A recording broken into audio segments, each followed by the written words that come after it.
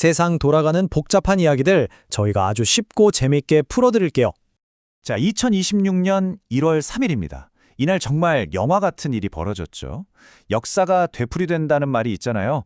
거의 40년 전에 파나마에서 있었던 일이 베네수엘라에서 똑같이 재현된 겁니다. 트럼프 대통령이 올린 이 소셜미디어 포스팅, 딱 한 줄이었어요. 미국의 정의가 승리했다. 바로 이게 전 세계 정치판이 뒤흔들리는 신호탄이었습니다. 아니, 대체 어떻게 이런 일이 벌어진 걸까요? 그리고 앞으로는 또 무슨 일이 일어날까요? 자, 지금부터 그 속사정을 한번 제대로 파헤쳐 보겠습니다. 이게 그냥 독재자 한 명 잡았다고 끝날 일이 아니에요. 그 이상의 의미가 있다는 거죠. 이건 말 그대로 전 세계에 미국이 돌아왔다는 걸 제대로 보여준 아주 상징적인 작전이었습니다. 미국이 내세운 공식적인 이유는 이거였어요. 절대적 결단 작전. 그러니까 2020년에 이미 미 법무부가 마두로를 태양의 카르텔이라는 마약 조직의 두목으로 기소했었거든요. 그걸 근거로 체포했다는 거죠. 하지만 그건 표면적인 이유고요. 백악관이 진짜 노리는 건 훨씬 더 큰 그림이었습니다. 바로 팍스 아메리카나의 부활. 그러니까 미국이 주도하는 평화, 그 질서를 이 서쪽 세상에서 다시 세우겠다는 엄청난 야심을 드러낸 겁니다. 자, 이번 작전을 통해 미국이 이루려 했던 아주 중요한 전략적 목표가 세 가지가 있습니다. 미국의 에너지 안보를 강화하고 전 세계 에너지 공급망을 안정시키고 또 남미에서 이란이나 러시아 같은 반미 국가들의 힘을 빼놓는 거죠. 이 세 가지 중에서 가장 직접적이고 강력한 목표는 뭐니 해도 바로 석유입니다. 마두로가 사라졌다는 건 그야말로 세계 에너지 시장에 가장 큰 보물상자가 열렸다는 뜻입니다. 오랫동안 굳게 잠겨있던 자물쇠가 마침내 풀린 거죠. 한번 보세요. 3천억 배럴. 우와, 이 숫자가 감이 오시나요? 정말 상상하기도 힘든 어마어마한 양의 석유가 이제 시장에 쏟아져 나올 준비를 하고 있다는 겁니다. 이 그래프를 보시면 더 놀랍습니다. 우리가 흔히 석유 부자 나라 하면 떠올리는 사우디아라비아 있죠? 베네수엘라에 확인된 매장량이 사우디보다도 많아요. 이건 정말 엄청난 사실입니다. 물론 그동안은 마두로 정권의 부패와 무능 때문에 생산량이 완전 바닥을 기고 있었어요. 하루에 50만 배럴? 이게 말이 안 되는 수치거든요. 그런데 이제 쉐브론 같은 미국 회사들이 본격적으로 투자하기 시작하면 2026년 말에는 하루에 100만, 많게는 150만 배럴까지 생산량이 치솟을 거라는 전망이 나오고 있습니다.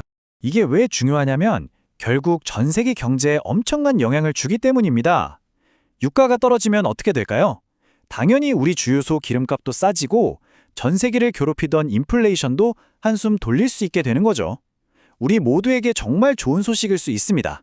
그런데 말이죠. 이 베네수엘라 이야기는 석유가 전부가 아닙니다. 이게 딱 절반짜리 이야기예요. 나머지 절반, 21세기 기술 패권의 향방을 가를 진짜 숨겨진 보물이 또 있거든요.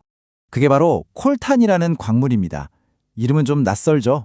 하지만 이게 없으면 지금 여러분이 쓰고 계신 스마트폰, 도로 위를 달리는 전기차 배터리, 심지어는 미사일 유도 시스템이나 스텔스 전투기 같은 최첨단 무기도 만들 수가 없어요. 말 그대로 미래 기술의 심장 같은 존재인 거죠.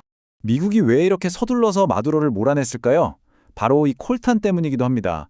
중국이 베네수엘라 반군이랑 손잡고 이 광산들을 싹쓸이 하려는 움직임이 있었거든요. 그걸 미국이 먼저 들어가서 차단해버린 겁니다.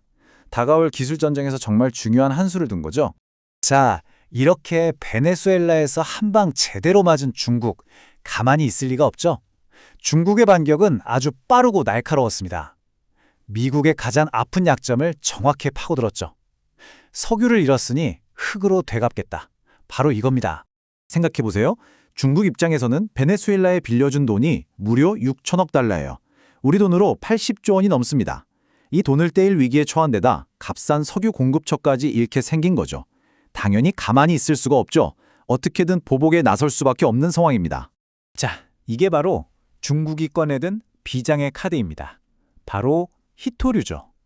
이 도넛 차트를 보시면 전 세계 히토류 생산의 80%를 중국이 꽉 쥐고 있어요. 거의 독점이죠. 이 히토류가 또 콜탄만큼이나 중요해요.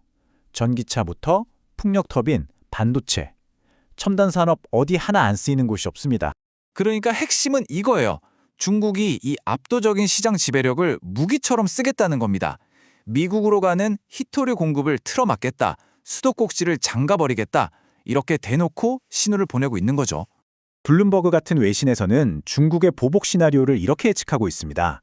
처음에는 그냥 수출 통제를 강화하다가 그 다음에 미국 군수품 관련 기업들을 콕 집어서 공급을 끊고 나중에는 희토류가 들어간 모든 제품에 허가제를 도입해서 미국 기업 전체를 압박하는 거죠.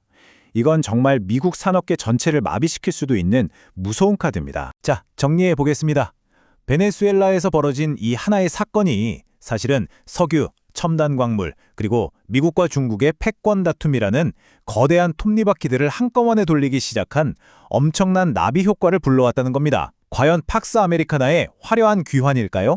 아니면 훨씬 더 거대하고 끔찍한 자원전쟁의 서막에 불과한 걸까요? 앞으로의 세상이 어떻게 흘러갈지 정말 한 치 앞을 내다보기 힘들어졌습니다.